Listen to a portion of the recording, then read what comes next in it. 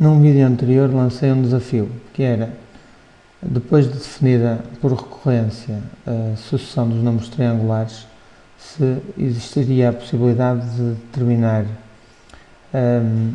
a expressão do termo geral dessa sucessão. Ou seja, arranjar uma forma de não necessitar de calcular todos os termos para obter um determinado termo particular da sucessão. Assim, com uma ordem já elevada, por exemplo, determinar o centésimo termo da sucessão, ou outro qualquer, sem ter que determinar os anteriores. Então, se bem se lembram, a nossa sucessão era definida da seguinte forma. O t de n era a expressão da sucessão dos termos dos números triangulares, portanto, a sucessão dos números triangulares era definida da seguinte maneira. T de n era definido por uma expressão em que o primeiro termo era 1 e o termo de ordem n mais 1 era igual à sucessão no termo anterior mais n mais 1. Bem, qual é a mais-valia desta forma de definição? É uma maneira muito simples de obter os termos e é muito simples de obter de forma computacional. Ou seja, é muito simples programar um computador ou até mesmo uma calculadora para obter qualquer termo desta sucessão. E para demonstrar exatamente isto, eu tenho já aqui esse programa feito aqui na calculadora e reparem, o programa é tão simples que cabe num único ecrã.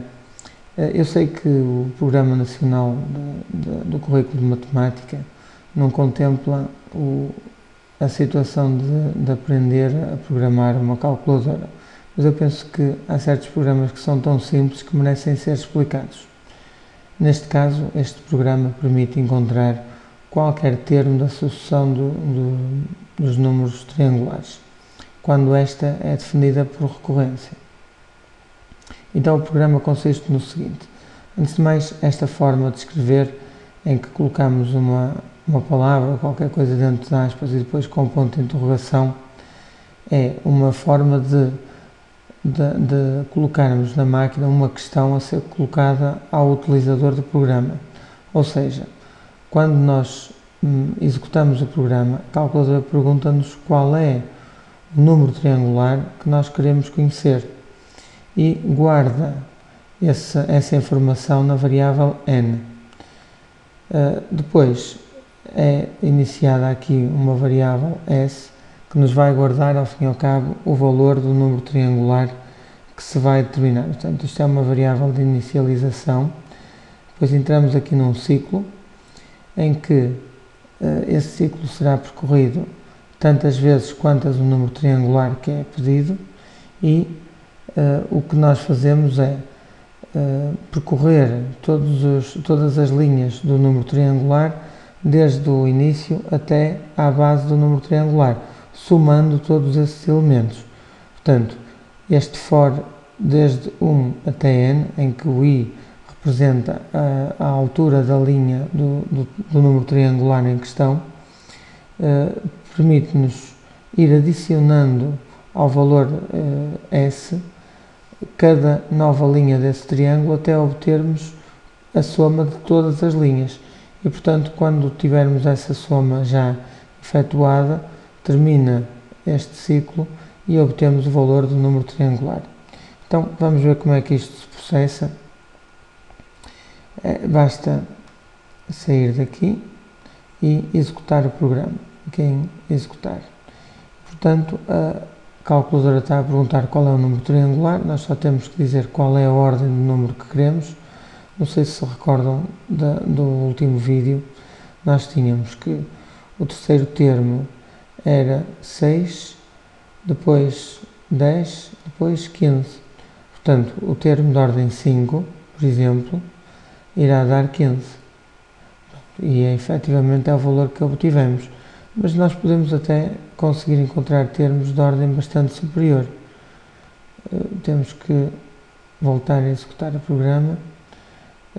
Por exemplo, o centésimo termo do número triangular será 5050, ou até, por exemplo, o termo de ordem 500. O termo de ordem 500 será o 125.250, ou o termo de ordem 1000. Reparem na velocidade com que a máquina determina os termos.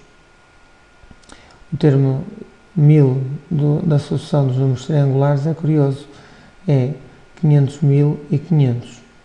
Bem, mas ainda assim estamos com uma questão que ainda não respondemos, que é como é que nós poderemos encontrar a expressão do termo geral de uma sucessão, desta sucessão dos números triangulares, ou seja, a expressão que nos dá o valor do termo a partir da ordem, sem termos que calcular os termos da ordem anterior. Então, vamos lá ver como é que nós poderemos chegar a esse termo geral a partir desta condição. Antes de mais, convém nós recordarmos como é que eram os números triangulares, e os números triangulares eram definidos assim. Este era o primeiro termo, o termo de ordem seguinte era o 3, a seguir tínhamos o 6, portanto 1, 3, 6, depois tínhamos o 10 e assim sucessivamente. Bem, como é que eu poderei, vamos supor que o termo de ordem n tinha assim uma série de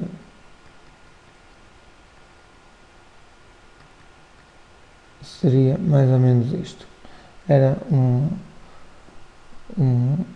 triângulo, não é?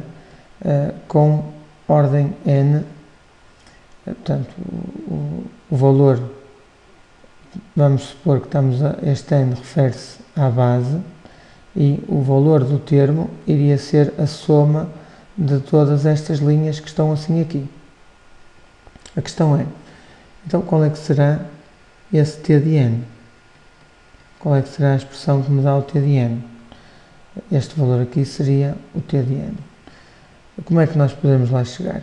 Bem, antes de mais, uma questão que se coloca é qual é a altura deste triângulo? Porque se eu souber qual é a altura, de certa forma, a base e a altura permitem-me chegar ao número de termos.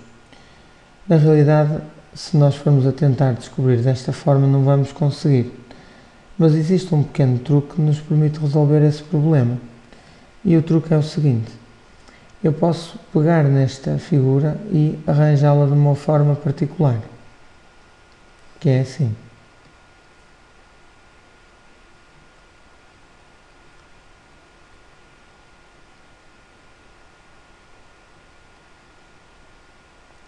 Ou seja, em vez de colocar isto sob a forma de um triângulo que nos faz lembrar um triângulo isósceles, vamos colocar isto sob a forma de um triângulo retângulo, em que os elementos são colocados assim em coluna.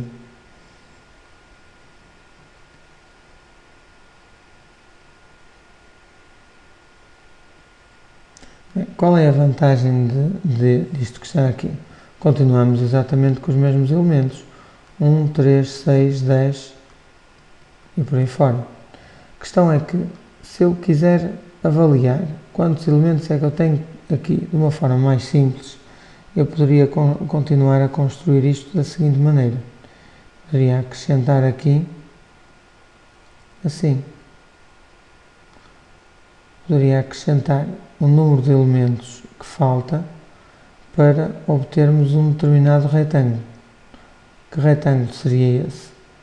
Um retângulo em que teríamos uma quantidade dupla de elementos do nosso triângulo inicial. Se repararem, aqui tínhamos 1, passamos a ter 2. Aqui tínhamos 3, passamos a ter 6. tínhamos 6, passamos a ter 12. Portanto, 2, 6, 12, 20 e por aí fora. Então, eu tenho uma determinada base e uma determinada altura. A sucessão dos números triangulares, neste caso, este 2, corresponde a 2 vezes 1, ou seja, base vezes altura. Neste caso será 2 vezes 3. Neste caso será 3 vezes 4. Neste caso será 4 vezes 5. Penso que o primeiro exemplo funcionaria melhor se o reescrevêssemos desta forma. Se em vez de colocar o elemento que estamos a acrescentar ao lado, se o colocarmos em cima. Então, dessa forma, aqui, em vez de ser 2 vezes 1, será a base vezes a altura, passa a ser 1 vezes 2. Pronto, e agora temos aqui um padrão, que é o seguinte: o número triangular de ordem n, nosso t de n, iria ter uma base com, reparem, o primeiro termo tem base 1, o segundo termo tem base 2, o terceiro termo tem base 3, o quarto termo tem base 4. O termo de ordem n teria uma base n. E qual é que seria a altura? A altura teria n mais 1 termos. Então o nosso t de n será n vezes n mais 1. Isto estará correto? Está quase. Vamos pensar um segundo porque é que isto ainda não está completamente correto.